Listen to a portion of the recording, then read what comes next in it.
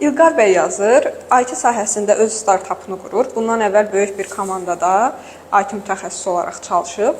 O öz komandasında Agile metodologiyasına keçmək istəyir. Onun ortaqları isə deyir ki, task ver və nəticələri izlə. Yəni hər hansı bir layihənin çevişliyini artıracaq bir metodologiyaya yanaşmırlar. O deyir ki, sizcə təşkilatda bu metodologiyaya keçin üçün hardan başlamalıdır? Bizdə bu agile yanaşma bəzən əcaib yanaşma olur. Mən bunu belə səsləndirərdim. Yəni agile adını eşitmişik, biraz belə fərqli, bahalı söz kimi görünür, amma fəlsəfəsindən çoxumuzun xəbərimiz yoxdur.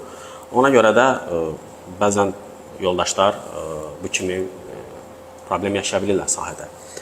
Taskı ver, taskı izlə, tamamdır. Yəni gözəldir, bir layihədə, projede task verilməlidir, izlənməlidir. Zaten agile'da da bu var.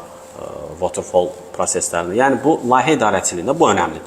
Ancaq bunun o içinin bir alqoritması var da. Yəni hansı vaxtlardan bir görüşlər olur, product owner olur, stakeholderlar olur. Onlarla bu proses necə getməli? Sadəcə tapşırığı ver, izlə ilə deyil ki bu.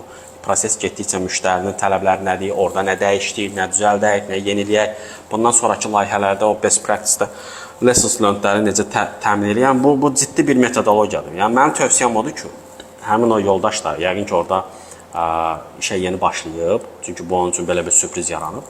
Yeni başlayanda da yenə o sual verməlidirlər. Keçən müsahibədə Zümrüd xanımdakı kimi ki, agile nədir bilən var, yəni agile necə tətbiq edirsiniz. Yəni o baxırsa ki, orada agile deyil, orada prosesləri izləməkdir, təqibdir sadəcə. Bunun özü də ciddi bir işdir.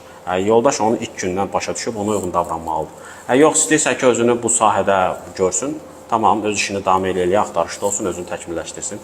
Və o vizyonunu zaten böyük banklar yəni bu transformasiyanı çox yaxşı eləyirlər, agile yanaşmanı tətbiq elə. Geçsin orada öz xidmətini göstərsin. Yəni əgər o şirkət buna hazır deyilsin, yəni hər şirkətdən də bunu gözləmək məncə sadəlövlükdür.